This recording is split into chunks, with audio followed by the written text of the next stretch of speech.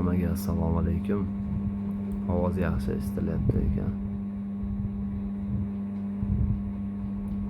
Sog' salomatmisizlar?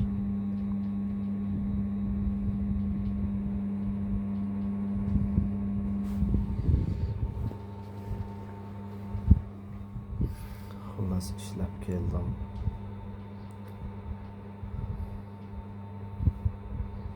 Aytib o'tganimdek, o'tgan jonli efirlarni ko'rib, tomosha qilib, vaqtinchalik kutib turasizlar endi. Menga ham kutishimni aytishyapti xolos. Videoga keladigan bo'lsak do'stlar,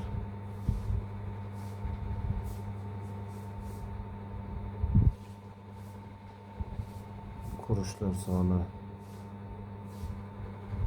1000 ta, 2000 ta bo'lgunga qadar kuniga bitta video joylab tursam kerak ertalabga. Obeddan keyingi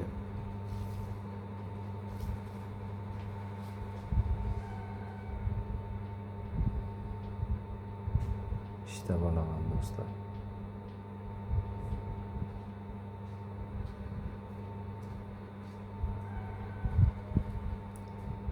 Bu obed vaqtida olinayotgan hozirchalik birinchi video. Obeddan keyin bunaqa vaqt imkon bo'ladimi yo'qmi bilmayman. Ko'ryapman to'g'risi.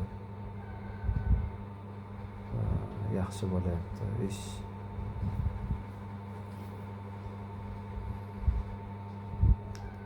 Shuning uchun videolarimiz endi oldingilarini ko'rib olsalaringiz, tanishib chiqsalaringiz yaqindan kimni jonli efir ekanligi haqida. O'zlariga o'xshagan oddiy bir odamlar YouTube kanali, jonli efirlari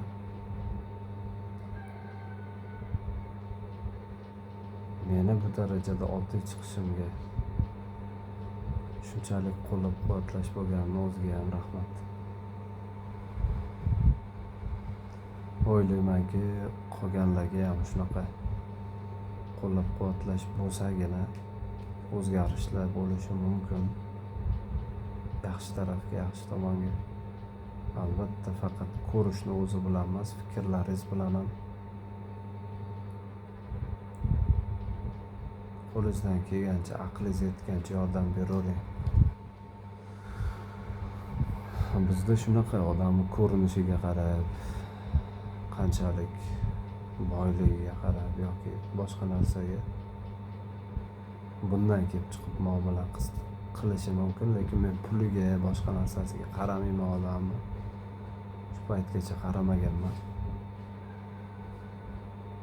Bo'lsa o'ziga, yaqinlariga. Aytmoqchimanki, u kishini ham qo'lidan keladigani shu 1 soat vaqtini ajrata olishi. Boyda ham, kambag'alda ham qila oladigan birgina ishi like bosish, obuna bo'lish, to'g'risida. Bundan ortiq nima qilishi mumkin? Nima qila oladi? Shuni o'zidan kelib chiqib fikrlashimiz kerak-da, ya'ni kibrlanmaslik uchun, manmansiramasligimiz uchun.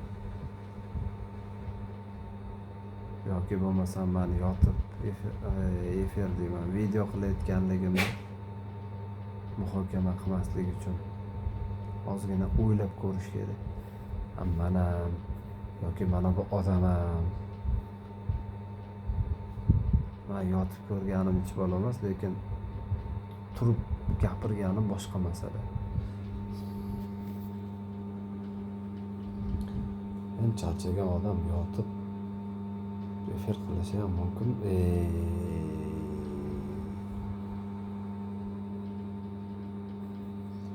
Video olishi ham mumkin.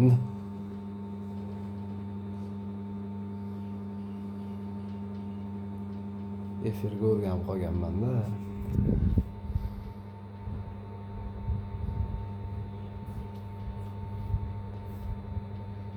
Efirdaman deb o'ylayapman.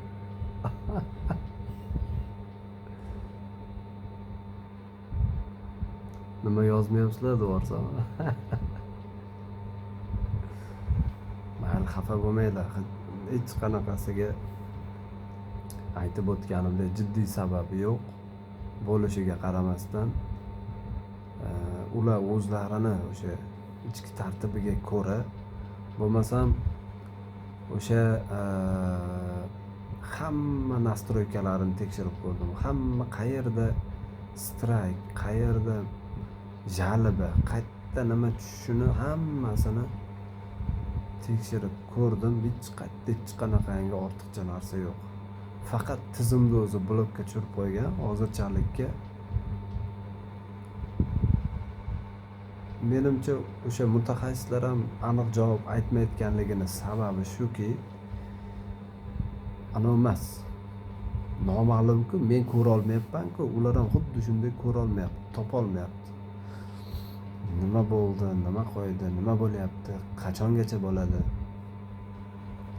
Faqat aytyapti, agar seni obunachilaring aktiv bo'lib tursa, ya'ni aktiv deganda like bossa, keyin ochilib ketishi mumkin keyinchalikka deyapti. O'rtoqlar, ochiladimi, ochilmaydimi, вообще farqi yo'q. Aytmoqchimanki,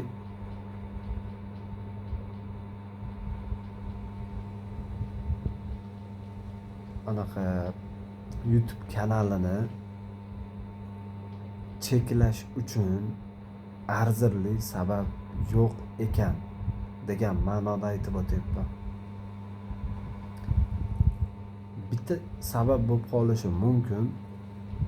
Qachonki qizim agar yana bir marta o'zi ko'rinib qolsa, bir o'zi meni yonimda emas. Agar meni yonimda ko'rinadigan bo'lsa, hech narsa qilmas ekan. O'zi alohida ko'rinadigan bo'lsa, keyin jiddiy tartibda YouTube kanali yopilib ketar ekan.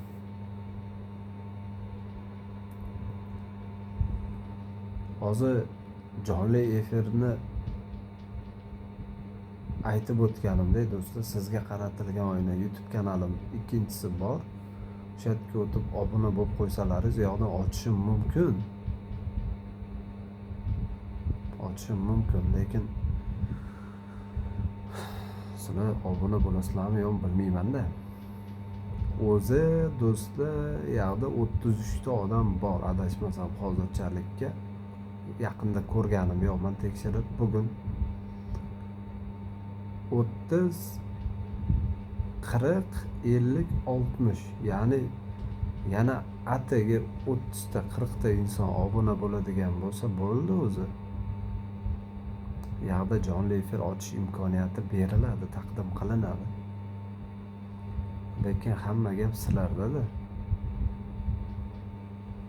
Sog'inganlar yoki kutganlar bo'lsa, men sizga qaratilgan oynada aytib o'tganimdek PUBG haqida gaplashaman deb aytib o'tganman. To'liq marhamat. Agar kim haqiqatan ham dolzarb masalalar bo'yicha, masalan, o'zini qiziqtiradigan haqiqatdan savollari bo'lsagina sizga qaratilgan oyna YouTube kanalimga obuna bo'linglar do'stlar. Shunchaki adashib qolib, qiziqib emas, aniq niyat bilan, aniq maqsad bilan men Ixtiyor Mamadaliyev bilan gaplashmoqchiman. Sababi, maytda men bunaqa fikr bildirgan, maytda o'zini men bunaqa tutgan. Ko'rib chiqing, erinmasdan jonli efirlarim ochiq holatda turibdi-yu. Ma'qul kelsa demoqchiman, ya'ni fikrlashimiz, dunyoqarashimiz, muomalamiz to'g'ri keladi, kelmaydi, odam o'zi uchun biladi-da. To'g'ri kelmaydigan joyi yo'q menimcha, adashmasam, yana ham bilmadim. Endi bu qanchalik sizni odam mensimasligingizga bog'liq, qanchalik bu sizni egoizmingizga bog'liq-da, ya'ni har xil odamlar bor do'stlar. O'zidan boshqani yomon ko'radiganlar ham yo'q emas. Do'stlar, shu qisqaroq qilamiz bu videoni. Bunaqa 1 soat qilay, ya 1 soat qilib qo'yaveray. Chiqmagan jondan umid. Yo'q do'stlar, sizlarni 1 sekund nima deydi, bekordan bekorga vaqtlaring kerak emas. Har bitta o'sha yordam so'ragan, haqiqatan iltimos qilgan paytim ko'rib bergan bo'lsalaringiz yoki ko'rmaganlar bo'lsa ko'rib bersa 1 soat mana bu video joylaganman masalan, yoki bo'lmasam istalgan jonli efirni uzoqroq vaqtliligini ko'rib bersalaringiz ham bo'ldi. Qo'lim ko'ksimda, rahmat. Ming bor rahmat do'stlar. Taksichilikdan kelganman, o'zlaring bilasizlar, mashina haydaganimdan keyin o'lgudek charchayman to'g'risi. O'shanga aybga buyurmanglar. Masalani hurmat qilmaganimdan turmasdan gaplashayotganligim yo'q. Yotib turib gaplashayotganligim yo'q. Shunchaki salomatligim shunaqa salabiyroq. Agar baquvvat bo'lganimizda balkim bunaqangi ko'rishib turmagan ham bo'lardik. Bir nimaga bir narsa sabab bo'ladi-da. Bir xillar masalan shu jismonan mehnatni ayamasdan qiladi-da, kasal bo'lib yotgandan keyin aqliy mehnatga o'tib ketadi. Bir narsa sabab bo'ladi bitta odamga, bir nima sabab bo'lmasa o'zidan o'zi aqliy mehnatga o'tib ketmaydi hamma. Uni sizlar o'ylaganchalik oson emas aqliy mehnat. Agar jismoniy mehnat qilish kerakmi, aqliy mehnat qilish kerakmi deb men o'zimga shaxsan savol berishsa, jismoniy mehnat tanlagan bo'lardim. Chunki jismoniy mehnatda siz nimanidir u yoqdan bu yoqqa o'tib qo'ysangiz ham pulda, ko'chani supurib qo'ysangiz ham, pollarni artib qo'ysangiz ham pul. Lekin aqliy mehnatda do'stlar siz ahmoq odamlar bilan, jinni odamlar bilan ham gaplashishingizga to'g'ri kelishi mumkin. Bu narsani tan olishimiz kerak. Taksichilik ham do'stlar yarmi nima deydi, endi mashinangiz yo bu yog'i buzilib qolsa, o'zingiz tuzatsangiz o'shanda ham, bo'lmasam agar faqat to'liq aqliy mehnat.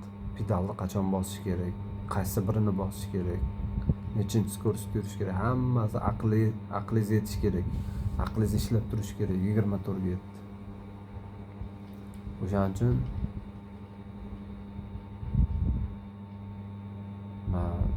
jismoniy mehnatdan ancha bo'lgan chiqqanimga o'sha aytib o'tganimdek og'ir narsa ko'targanimda griza deb o'ylaganman. Bu griza bo'lmagan, bu prosta suyakni ozgina joyidan siljishi bo'lgan. Disk siljigan. Agar surishtirib ko'rsalaring, men endi mana bunaqa qilib faktiski ko'rsatishim ham mumkin rasmlarigacha. Endi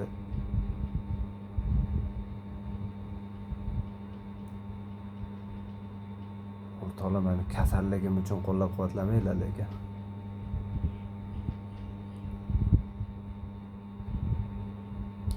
Shunchaki bir xillar bor-da, maytga kirib bilib bilmasdan, tushunmasdan.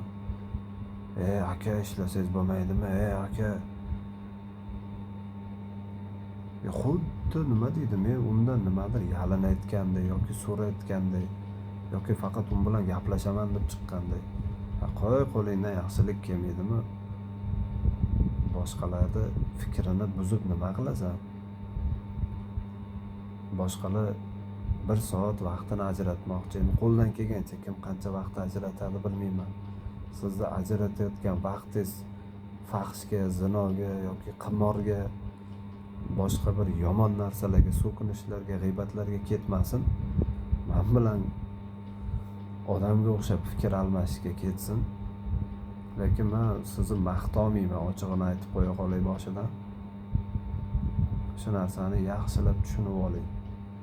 Men sizni maqtash uchun tanishmayman, gaplashmayman. Sizga qaratilgan oyna YouTube kanalimga o'tib obuna bo'lib qo'yasizlar degan umiddaman. Aka-ukalar, opa-singillar. Nargi YouTube kanalimizda davom ettirib. Bunisida endi cheklangan 1 soatlik video qo'yaman, kuniga ertalab bir marta.